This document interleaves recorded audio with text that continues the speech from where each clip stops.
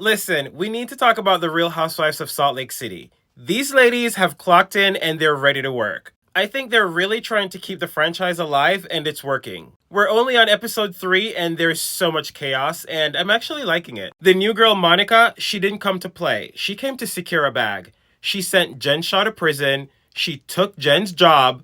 She cried on camera about buying a Louis Vuitton bag because she wanted to feel as rich as her friends on the show. She admitted to having an affair with her brother-in-law, and I'm like, girl, okay, whatever floats your boat. I'm just waiting to see if she's gonna say she slept with Jen Shaw's husband, because she seems ruthless. Lisa Barlow crying about her imaginary ring that she lost that cost $60,000 that has sentimental values, but 3 minutes later she's calling her jeweler to replace the ring. Okay, girl. Shout out to Trixie because she was smart to invite the ladies to her motel and have Bravo pay for all 7 rooms. The motel only has 7 rooms and the rooms are averaging from like $500 to $800. And I'm like, no girl, I'm not paying that for anything that has an M at the front.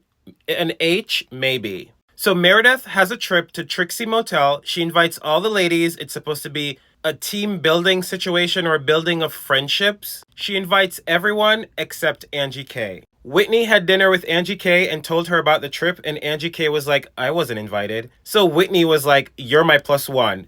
She didn't even ask Meredith. They went early to Trixie Motel and picked the best room. She wasn't even the host. That was shady. Mary had some funny and chaotic moments. She honestly doesn't seem like she wants to be there, but she's there. I know Bravo only brought her back because she will say crazy things. I honestly don't like how she acts like she's above all of them. I also want to know if there's any black hairstylists in Salt Lake City that can help Mary, because her wigs look like shake and go wigs. And in one of the scenes, she took her wig off and her wig cap was like halfway to the back of her head.